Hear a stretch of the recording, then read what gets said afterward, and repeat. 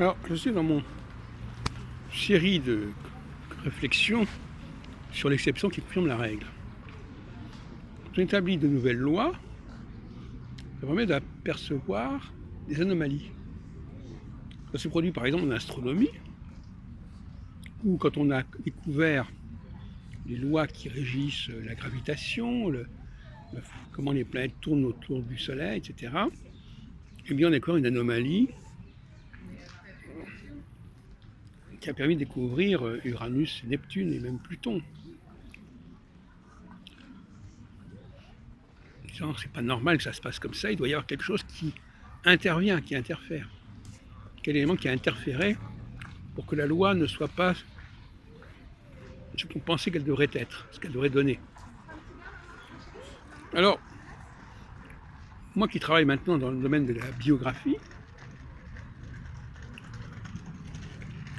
si j'établis par exemple un scénario qui fait que les réussites arrivent à tel âge, tel ou tel âge, c'est majeur dans la vie de certaines personnes.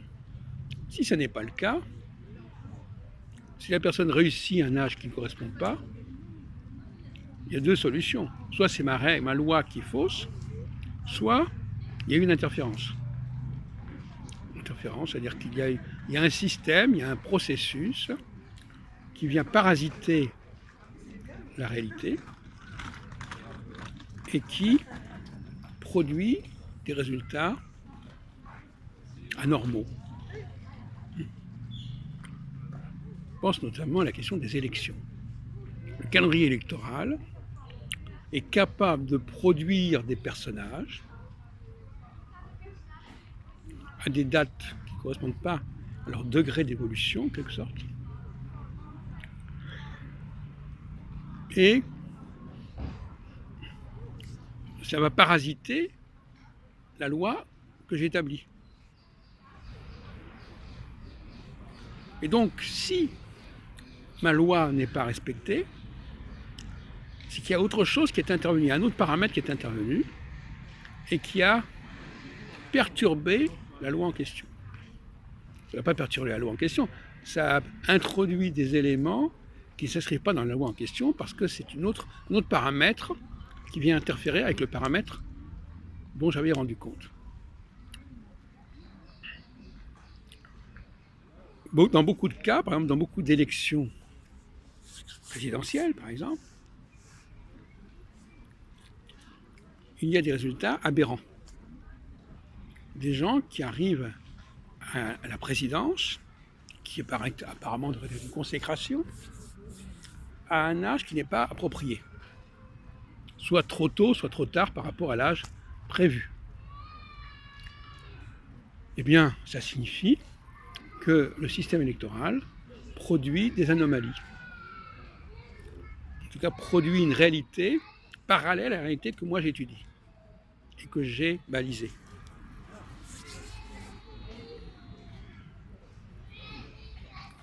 Et la question est de savoir si il est bon que que cette situation duelle se perpétue entre la subconscience et la surconscience. C'est-à-dire entre un processus normal, naturel, au fonctionnement des sociétés. Elles n'ont pas attendu les élections pour fonctionner. Et le système électoral qui, depuis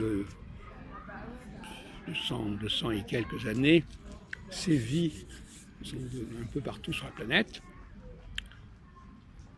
et qui va créer une réalité parallèle. Parfois, miraculeusement, ça correspond. Il y a des exemples assez marquants de ce côté-là. Et souvent, ça ne correspond pas. Alors, pourquoi ça correspond ?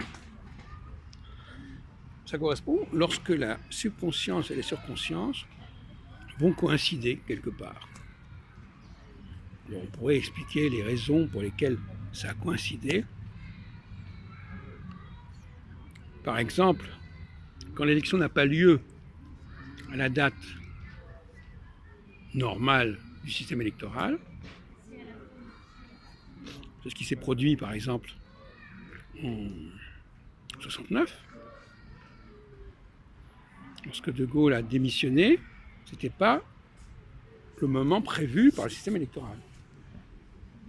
Et justement, ça a permis à Pompidou de devenir président, un moment qui correspondait, puisqu'il avait à ce moment-là une soixantaine d'années, qui correspondait au cycle normal des choses.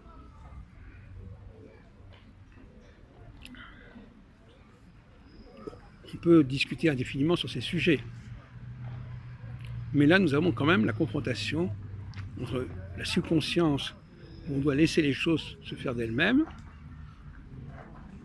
au rythme qui est prévu par la nature, si on peut dire la nature au sens entre guillemets, celle du Deus Faber, celle de la seconde création, enfin je renvoie à ce que j'ai là-dessus, et d'autre part, la surconscience qui fait que le droit qu'on établit, qu'on pose des règles arbitrairement, qui vont s'imposer aussi à la société et qui vont interférer avec le fonctionnement normal de la société.